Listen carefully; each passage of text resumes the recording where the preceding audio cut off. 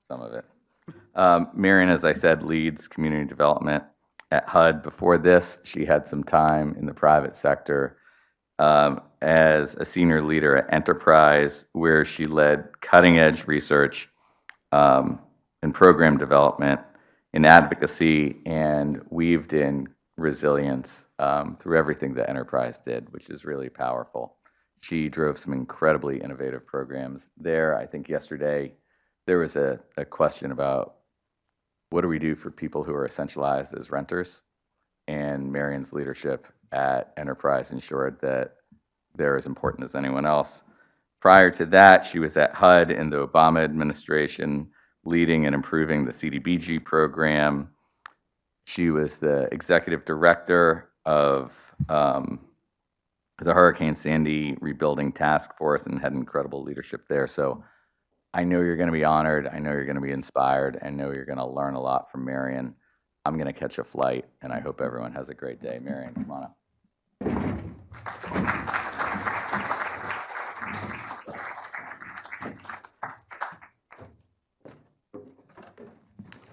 Good morning, everybody. Great to see everyone. It's exciting to be here. There's absolutely nothing I love more than talking about disaster recovery and resilience at 9 in the morning on a Friday. Why are you laughing?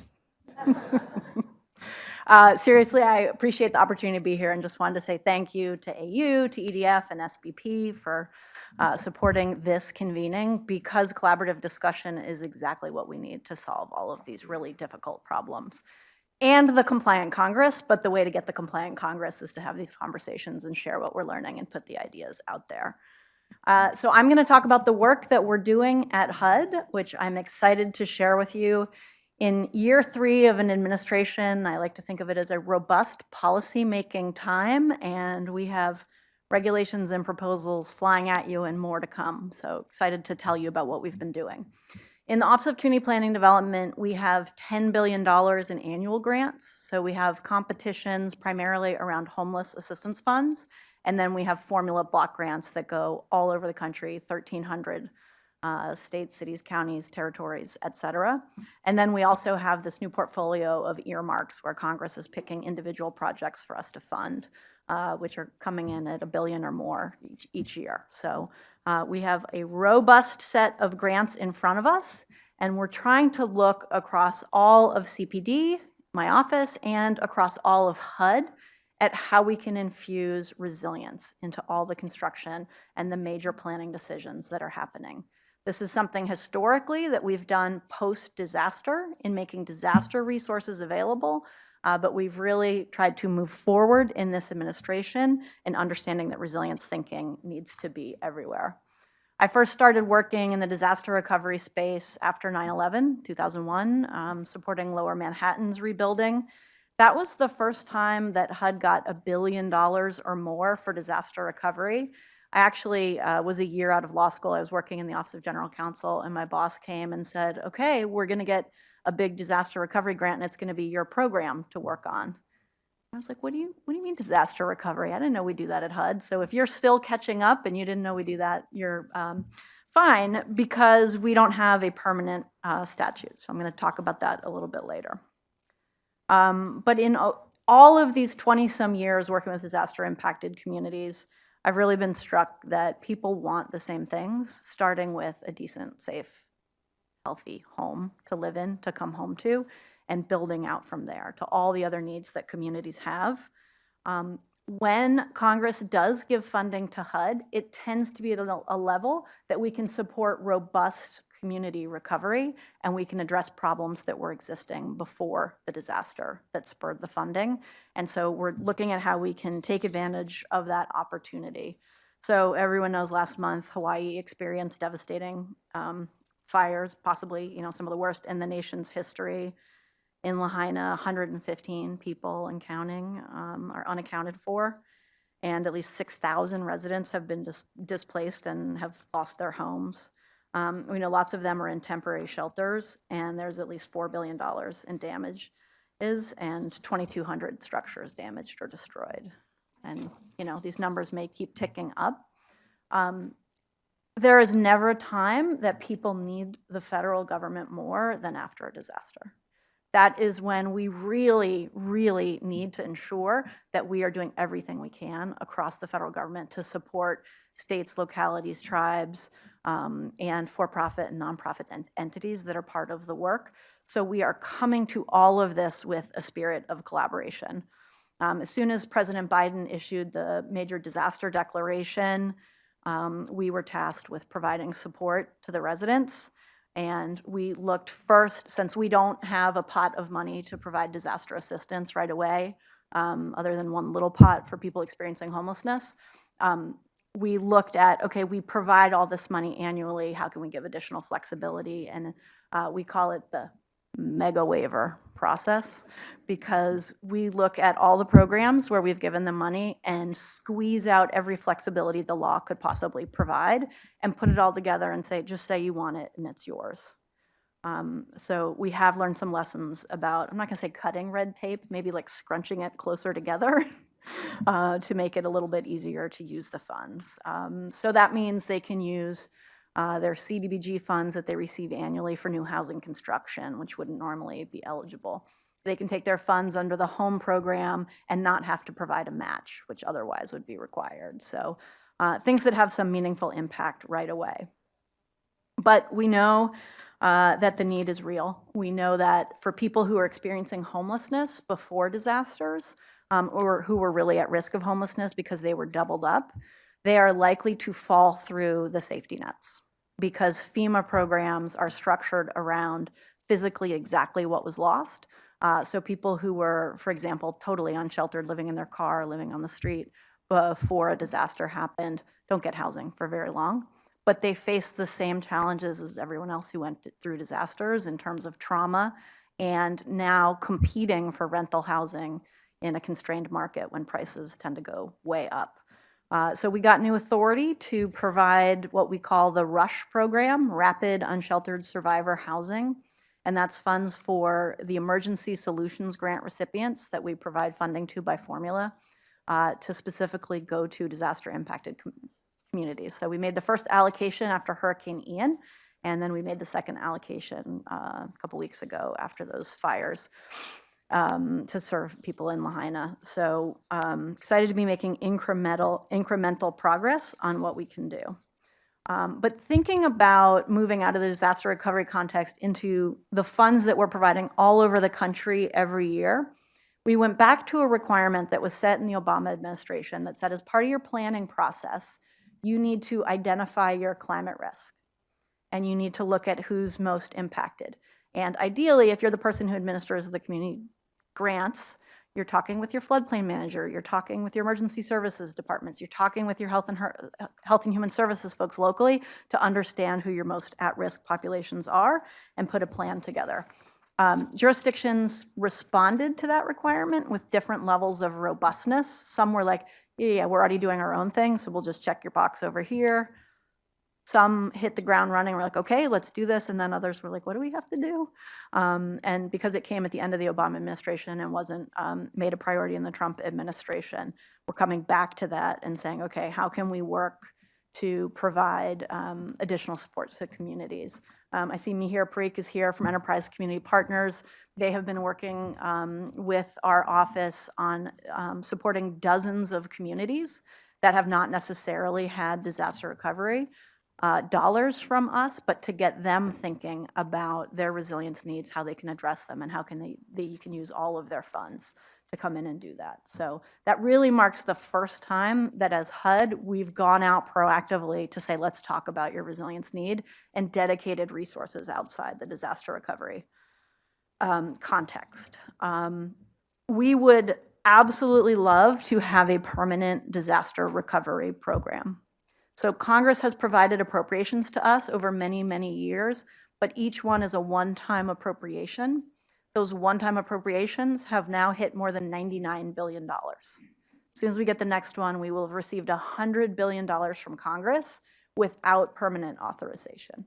And we really think it's time. So the secretary, when she testifies, when she talks to key policymakers, she asks for it. We do technical drafting service. We convey our enthusiasm. It's in the president's budget, so I'm allowed to say we want the statutory change. there's a little bit of like policy handcuffs when you're in the federal government, but I'm so proud to say that this is probably the Secretary's top priority. If it's not her top priority, it's one of her top. She wrote a letter to every member of Congress asking for permanent authority. And when we get permanent authority, then we can issue regulations. And the regulation process would be a proposed rule where the public gets to weigh in on what we're doing in a final rule. But our lawyers told us we can't do that if we don't have a permanent authorization statute. So instead, we used the RFI process, request for information, and we went out and sought feedback from the public. Thank you to those of you who responded. We did ask for a 10-page limit. You know who you are. We actually partnered with our Policy Development and Research Office, and they did a request for information about how they create the formula of who gets money and how much, and we did one on how the program is run and how we monitor the grant recipients. Hundreds of comments came in, a couple hundred comments came in across the two, 700 unique recommendations for how to strengthen CDBG-DR. Our big takeaway was truly that it's valued, that it makes a difference, that having grant funding rooted in the needs of people of modest means, so low and moderate income people making up to 80% of the area median income, this is really, really valuable to communities. But we gotta move faster. We gotta move faster because we don't have money on hand when the disaster strikes. We need to wait for Congress. We don't have a permanent structure for the program, so we have to issue rules once we get the money. And then communities have to do their planning process. It takes at least, well, the two different studies looking at the average time to get money to people, 15 months is if you're doing well, from the date of the disaster to somebody starting to get assisted. And a couple of years delay is totally normal in the CDBG-DR program. So putting a lot of emphasis on all the ways that we can do better by seeking feedback from the public. We are going to do everything within our legal power to strengthen the program in response to all these 700 wonderful comments we got. Some of them were directly contradictory, so we have to go through a process of decision-making and sorting. But I was really, really impressed with the time and thought that went into the comments that came in. And so when we have our next appropriation, I believe we'll see some really important, meaningful changes to increase equity, to make it faster, and to make it less burdensome to use the funds.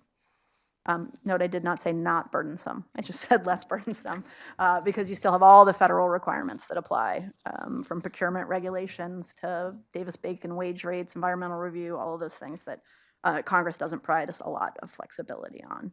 But we're excited. We're excited to see a new day in the disaster recovery work and speeding things up. We had previously published a consolidated notice emphasizing the role of mitigation post-disasters. So ensuring that jurisdictions that are receiving funding from us post-disaster and ones that are just receiving annual funding are focused on their mitigation needs. We did a citizen participation and equitable engagement toolkit.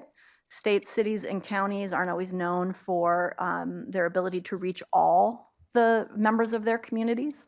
And so trying to provide them additional supports and ways of reaching out to community leaders, some scripts for how to have some difficult conversations, and ways to know that they're really doing everything they can to reach everyone who's impacted.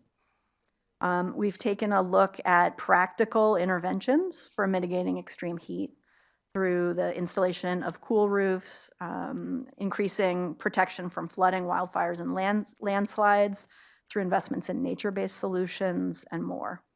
So if you have ideas about what else we can be doing in our administrative authority, we are happy to take them. You don't have to have an RFI to tell us what you think we should be doing. We would love to hear from you.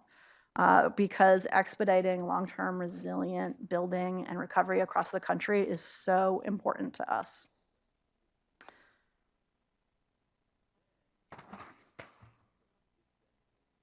Got ahead of myself.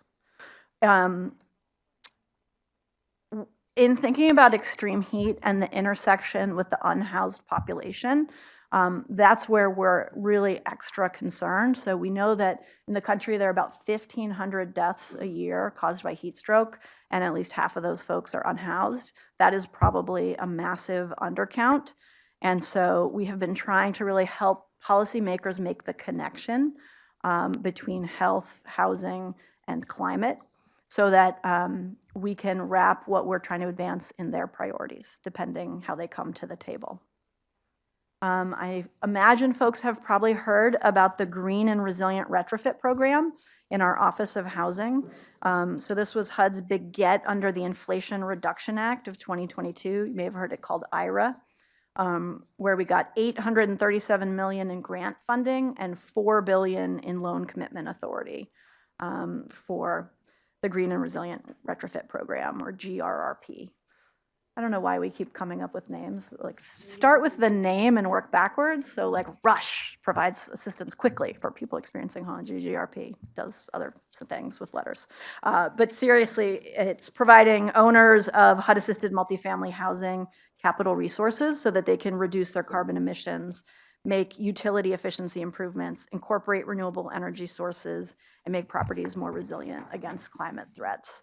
It's one of the first of its kind that's explicitly putting sustainability and resilience together to improve the housing quality and safety for residents and lower the climate impact on HUD-assisted properties. So the properties that are eligible for this funding are the ones that have an ongoing annual funding relationship with HUD, so public and insured housing. And 2 days ago, HUD made initial awards of $18 million in grant funding and loan commitments to owners of properties participating in the HUD-assisted multifamily housing programs. $18 million is a drop in the bucket against what we have, and so excited to move forward. We did some low-hanging fruit first. So as we continue to center this need for resilience in our work, especially as it connects to vulnerable communities, we're working to set stronger standards through rulemaking to best protect the people that are served by the federal investments. Alongside our partners at USDA, we're proposing updates to minimum energy standards, which set baseline efficiency requirements for new construction and substantial rehabilitation projects.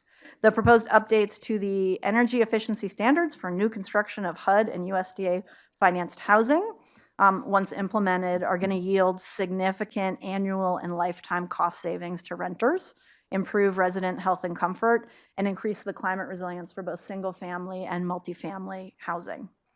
For example, energy efficiency homes are less susceptible to extreme heat and provide a life-saving factor in heat waves we've seen across the country, and people can afford to keep the air conditioning on or otherwise benefit from cooling. President Biden provided leadership in establishing the federal flood risk management standard by executive order, and in support of HUD's climate action plan, we've also put out a proposed rule on floodplains. It would set forward-looking standard to better protect HUD investments, and really it's about the people who live in those homes, not about the financial protection primarily for us, although we like financial protection as much as the next guy. So this proposed rule would adopt a climate-informed science approach, or CISA, to redefine the floodplain for HUD-funded projects, increase elevation requirements for new construction and substantially improve structures, and strengthen the notice standards for buyers and renters in floodplains to ensure residents and prospective residents are aware of and prepared for what's likely to happen with potential flooding. Without this implementation to improve flood standards, the HUD investments would be at much greater long-term risk with costlier future recoveries when flooding does occur.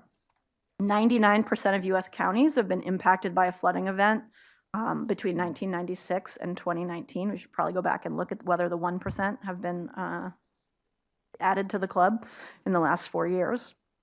While flooding and severe storms affect all communities throughout the US, marginalized communities, of course, are at the greatest risk of flooding, and it's much more difficult for vulnerable communities to recover. Thousands across the communities across the country have already strengthened their local floodplain management codes and standards to ensure that buildings and infrastructure are resilient to flood risk. By implementing the federal flood risk management standard, we believe that we're better aligning with those governments. And we know, obviously, the effects of climate change are only going to get worse in the coming years. We want to ensure that the vulnerable communities facing greater burdens to recovery are centered in all of the work that we're doing. So these rulemakings are going to set forward-looking standards to increase resilience, safety, and long-term affordability across the country, helping us protect renters. All of our proposed rules will be final rules that are implemented, so published by April and fully implemented by May of 2024. So be on the lookout. There's a lot still coming. So again, I want to say thank you for hosting me. Thank you to all of you for the work that you are doing. I know that taking a really hard look at climate data and the information that we have about the impacts and being brave enough to be forward-looking can cause a lot of anxiety. It can cause burnout. It can be hard doing this work. But there's nothing more important that we could be doing. There's absolutely nothing more important we could be doing with our lives. So just wanted to say, I hope that you, like me, are proud to be working to be part of the solution. Okay, so Kathy asked about availability of funding for pre-disaster planning. The funds that we provide through the CDBG program can be used for planning, but the CDBG program is 49 and a half years old, and the pie has gotten smaller, and the number of pieces we cut it into as jurisdictions become big enough to get their own allocations, it's like smaller pieces of a smaller pie. So while it is technically able to be used for that purpose, somebody has to want to stop spending it on whatever they've been spending it on. So for mayors, county executives, governors who are like really all about it, it is a source of funding that they can use and they are using. And with these dozens of communities that we're working with, we're encouraging them to use the funding to do that kind of thinking. Also, they can use the CDBG funding to make grants to other folks to help them with their planning. So any kinds of academic institutions, et cetera, can work with them, for-profits even, under contract. We do have a few specific new pots of funding where we have infused resilience thinking into planning funds that are available. So in late July, we announced $85 million for a program called Pro Housing, and that's Pathways to Removing Obstacles to Affordable Housing. And that's for jurisdictions that have already taken some steps to identify and remove their barriers to affordable housing, to come in and say, okay, we've learned something, now here's what we want to do going forward. And so in that, we are encouraging taking into consideration climate impacts and the need for planning around what's to come. Later this year, we will put out a notice of funding availability of $225 million to address the needs of manufactured housing communities and manufactured housing residents. This is a brand new one that's going to be called the PRICE program. In this year's appropriation, Congress gave us 3 brand new programs to create, so we have definitely been having fun. If you like creating new programs, which is one of my favorite things, it's a good year. So that $225 million for manufactured housing, residents, and communities is taking into consideration communities located in disaster-prone places. And so there is a planning component that's infused into that. Applicants for the $225 million are not just levels of government. There's a set aside for tribes and tribal organizations, and nonprofits and CDFIs and resident-owned communities can come in and apply for that. So the planning could be small p within one little community, or it could be government scale planning. So Doug asked about what role HUD has in addressing the concerns that affordable housing providers are raising about insurance being less and less affordable. So this is a concern we've heard from all over the country. It's not just a Florida problem anymore. We have created an internal working group to look at across the entire HUD portfolio, what are all the things that we can be doing, understanding that key decisions are made at the state level by insurance commissioners, but what is the intersection with the federal programs and what we're requiring? Where can we find additional flexibility around what our funds can be used for, or levels of insurance that we require, and are there other things that we should be looking at? Some folks have come forward to talk about non-climate related causes of insurance increases, such as presence of people receiving Section 8 assistance and using that as a proxy for crime. So there's some interesting civil rights questions embedded in some of the concerns that are coming forward too.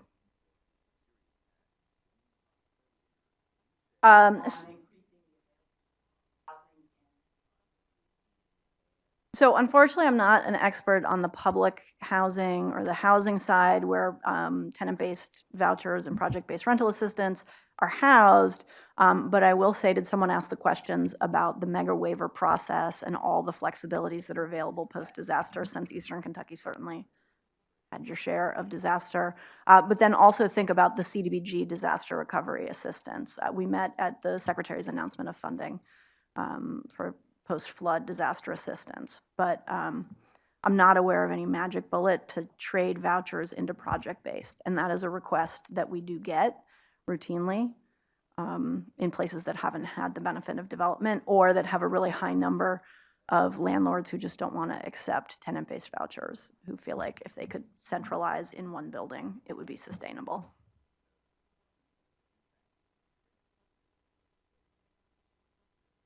So the mega waiver is available to the grantee. So the state or the city or county that's receiving the assistance has to say, yep, we want those flexibilities. And we're happy to talk to anyone at any point about what's available.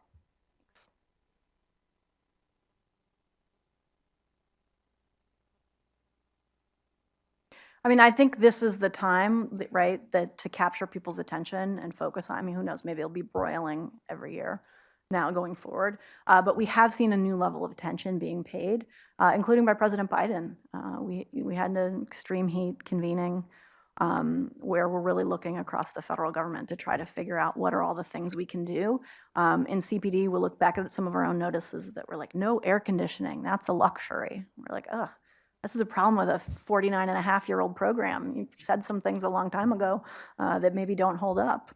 I remember fighting a big fight over swimming pools in a affordable housing complex in Phoenix. I was like, I don't think that's a luxury to cool off in Phoenix. So I think raising the issue at the state level is about telling the stories of the people who are impacted, right? Using the tools of direct communications and also trying to ensure public education through any education means, like using the media, putting out white papers, things like that, whatever captures folks' attention, which you guys are really good at. So I'll put that back on you.